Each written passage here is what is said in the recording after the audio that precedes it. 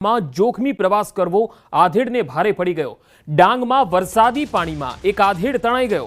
નિંબારપાડા ગામના કોઝવે પરનો એક વિડીયો છે જે વાયરલ થઈ રહ્યો છે। આ તસવીરો જુઓ। કોઝવે પર ધસમસતા પાણી અને આધેડ તણાઈ ગયો। વઘઈ તાલુકાના નિંબારપાડા ગામે કોઝવે પર ધસમસતો પાણીનો પ્રવાહ જોવા મળે છે અને તેમ છતાંય એક આધેડ આ જોખમી પ્રવાહમાં પાર થવાનો એટલે કે પસાર થવાનો પ્રયાસ કરે છે અને એ જ સમયે બેલેન્સ ગુમાવે છે અને આધેડ પ્રવાહમાં તણાવા લાગી જાય છે। જો કે આધેડના સાથીદારોએ તેને બચાવી લીધો।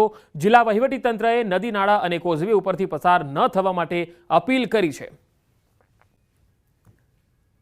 તો ડાંગ જિલ્લાનો આ વિડીયો છે જે વાયરલ થઈ રહ્યો છે। ખાસ અત્યારે ભારે વરસાદનો માહોલ છે અને આગામી 5-6 દિવસ હજુ પણ ભારે વરસાદની સંભાવના છે। ત્યારે આવી સ્થિતિમાં ડાંગ દક્ષિણ ગુજરાતના મોટાભાગના એવા વિસ્તારો કે જ્યાં નદી નાળા નજીક હોય અને છલકાતી હોય ત્યારે આવા પાણીના પ્રવાહમાંથી ક્યારેય પસાર થવાની ભૂલ ન કરવી જોઈએ।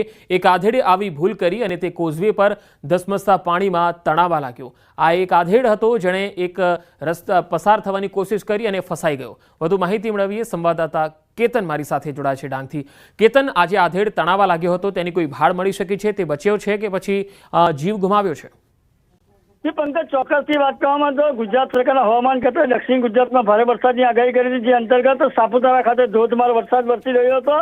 એ અંતર્ગત વઘઈ તાલુકાના નિંબારપાડા ચીરાપાડા તરફ જઈ રહ્યો હતો। એ સમય દરમિયાન જે કોઝવે પછી પાણી વહી રહ્યા હતા એમાંથી પસાર થવાનો પ્રયાસ કર્યો હતો। એ સમય દરમિયાન જે યુવક તણાયો હતો એનું નામ છે દેવરામભાઈ વાઘમારે। નિંબારપાડા ગામના રહીશ છે વઘઈ તાલુકાના, અને એમના જ મિત્ર એમને 1.5 થી 2 કિલોમીટર જેટલા પાણીના અંદર તરીને બચાવી લેવામાં આવ્યો હતો। સદનસીબે કોઈ જાનહાનિના અહેવાલ પ્રાપ્ત થયેલ નથી, પરંતુ ખાસ વાત એ છે કે જિલ્લા વહીવટી તંત્રએ જે જાહેરનામું બહાર પાડ્યું છે છતાં પણ ત્યાં કોઈ પણ જાતના સુરક્ષાના ગાર્ડ કે સુરક્ષાના કોઈ બોર્ડ મૂકવામાં નહીં આવતા આ સ્થાનિક આદિવાસી ભોળીભાળી પ્રજા પાણીમાંથી પસાર થતા આ ઘટના બનવા પામી હતી।